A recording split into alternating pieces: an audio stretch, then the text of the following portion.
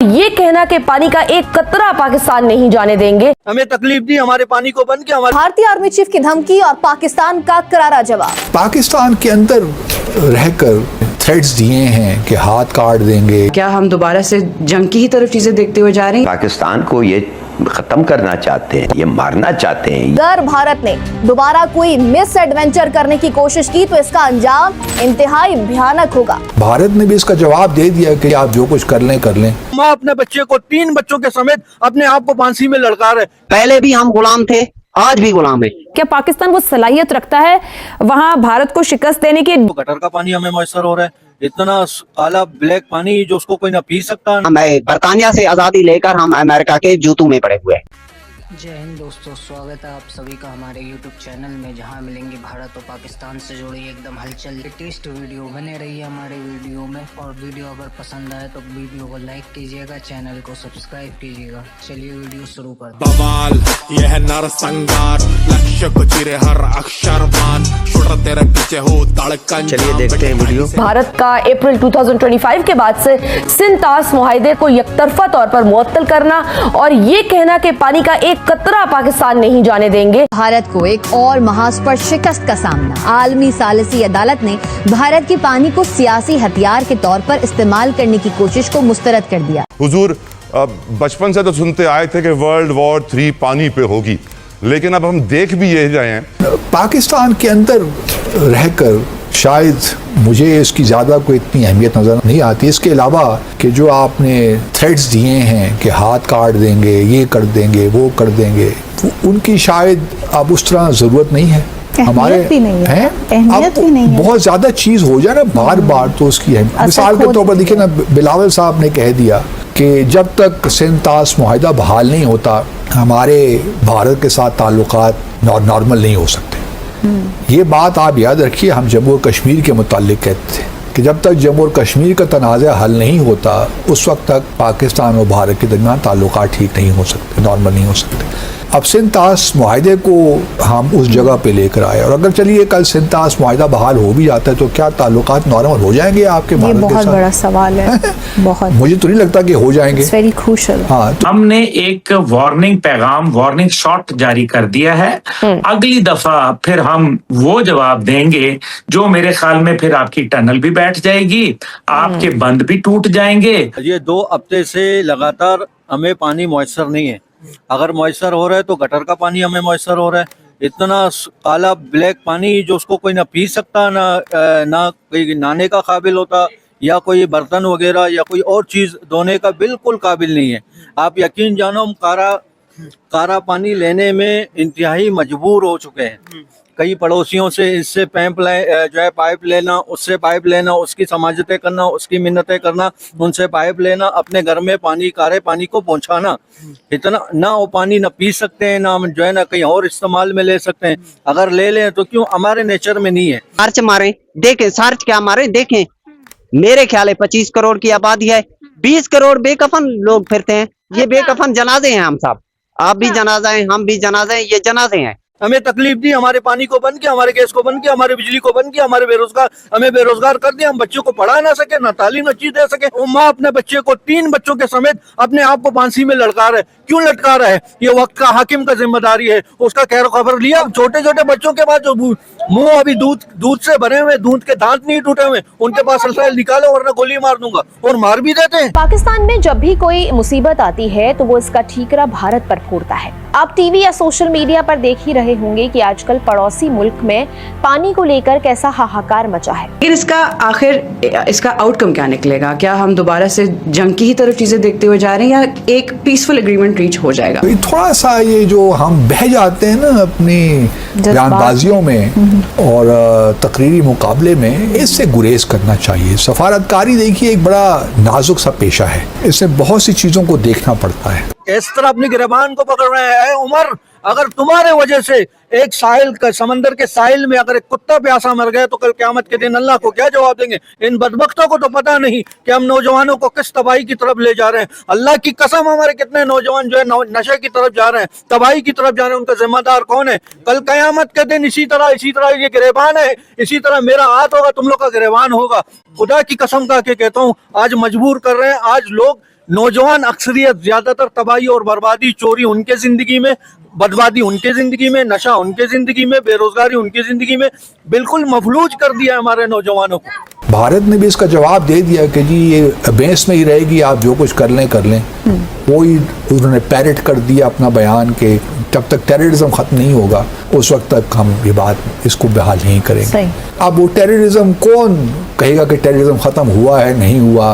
हम बरतानिया से आजादी लेकर हम अमेरिका के जूतों में पड़े हुए हैं। एक बड़ी गलत ट्रीटी साइन हुई है एक्चुअली देखा जाए एक पर्सपेक्टिव से कि आपने तीनों जो वेस्टर्न रिवर्स हैं उनका सारा पानी 33 मिलियन एकड़ फीट का वो आपने भारत को दे दिया है। पहले भी हम गुलाम थे, आज भी गुलाम है। पहले थे हम अंग्रेजों के गुलाम, बरतानिया के, आज उनके कुत्ते नहलाने वालों के गुलाम है। ये देख ले, आप हिस्ट्री देखें, ये नवाब, सरदार, लिगारी, मजारी, गुरचानी नवाब, ये अंग्रेजों के कुत्ते नहलाते थे, आज हम इनके गुलाम है। पाकिस्तान के लिए देखिए अब ये बात सिर्फ कानून की बात नहीं रही।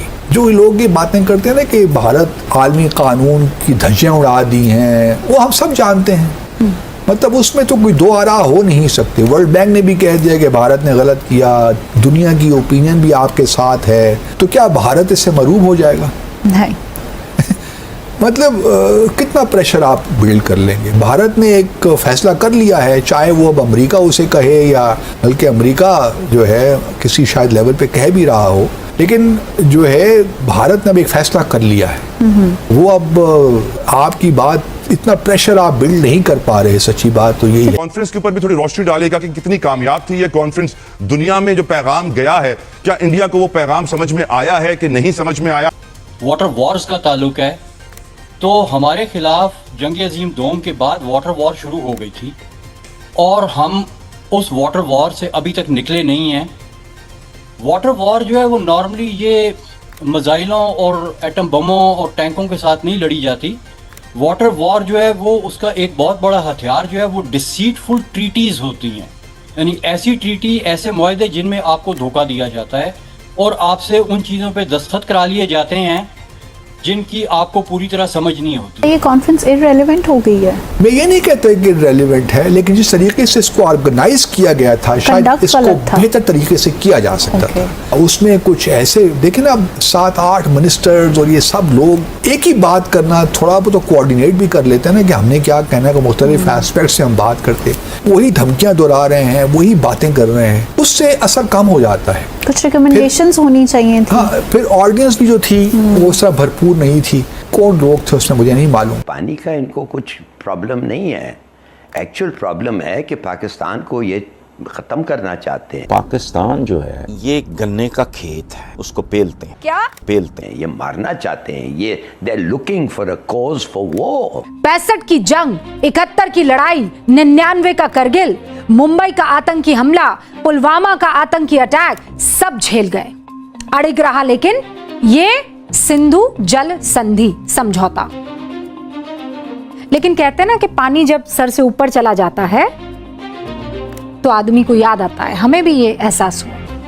अप्रैल 2025 में पहलगाम वो पानी था जो सर से ऊपर गया और पाकिस्तान के आतंकियों ने जो कायराना हरकत की, उसके बाद भारत ने 23 अप्रैल 2025 को पहली बार संधि को स्थगित कर दिया। बायसरन आतंकी हमले के बाद इंडस वाटर ट्रीटी को निरस्त किए जाने के करीबन 1 साल बाद अब भारत सरकार उन नदियों के पानी का पूरा इस्तेमाल करेगा जिन नदियों पर इंडस वाटर ट्रीटी के तहत पाकिस्तान का कब्जा था। भारत की करीबन 3 नदियां जिसमें इंडस, चेनाब और झेलम नदियां हैं जिनके पानी पर पूरा अधिकार पाकिस्तान को मिला हुआ था, लेकिन बायसरन में जो हिमाकत पाकिस्तान की तरफ से हुई उसके बाद भारत सरकार ने भी कूटनीति फैसला लेते हुए इंडस वाटर ट्रीटी को एबेंस पर डाल दिया। भारत ने पहले नहीं कि कश्मीर पे क्या किया, यूनाइटेड सिक्योरिटी काउंसिल पे क्या किया, तो आप ये तवक्को रखते हैं कि भारत कानून की बात समझता है या कानून की जुबान समझता है? हार्ट भारत ने तो हमेशा कानून की खिलाफ वर्जियां की हैं। तो मैं समझता हूँ कि थोड़ा बहुत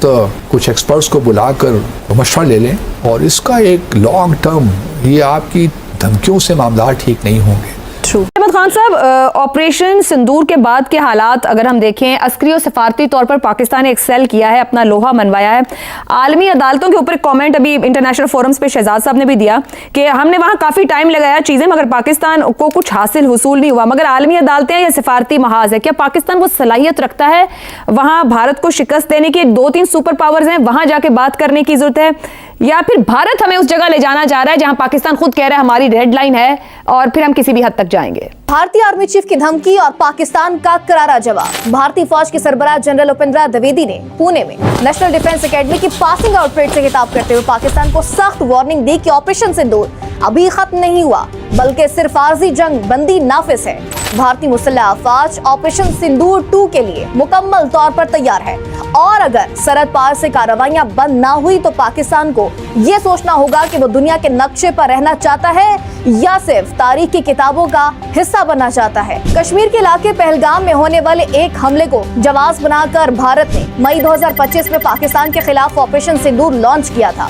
भारतीय फजाइया ने जंगी तैयारों के जरिए बहावलपुर, मुरीद के, मुजफ्फराबाद, कोटली, भिंबर और सियालकोट में मुख्तलिफ आदाफ को निशाना बनाया। भारत का दावा था कि इस ऑपरेशन के दौरान उन्होंने तरबियती कैंपों को निशाना बनाया। ताहम पाकिस्तानी और बैनुल-अक़वामी मीडिया की रिपोर्ट्स के मुताबिक इन हमलों में मसाजिद, तालीमी इदारों और सिविलियन आबादी को नुकसान पहुंचा और 31 से ज्यादा बेगुनाह पाकिस्तानी शहरी, जिनमें खवातीन और बच्चे शामिल थे, शहीद हुए। ऑपरेशन सिंदूर और इससे जुड़े भारतीय प्रोपेगेंडे पर पाकिस्तान का बयानिया इंतहाई सख्त और वाज़ेह है। ISPR ने प्रेस कॉन्फ्रेंसेस में भारतीय तैयारों की तबाही के डिजिटल शवाहिद भी मीडिया के सामने पेश किए। पाकिस्तानी फौज के सरबराह फील्ड मार्शल सैयद आसिम मुनीर ने रावलपिंडी GHQ में खिताब करते हुए भारतीय अस्करी क़यादत को बावर करवाया है कि अगर भारत ने दोबारा कोई मिस एडवेंचर करने की कोशिश की तो इसका अंजाम इंतहाई भयानक होगा। दुश्मन याद रखे। धन्यवाद दोस्तों वीडियो को शुरू से अंत तक देखने के लिए। आज के लिए बस इतना ही, मिलते हैं अगली वीडियो में।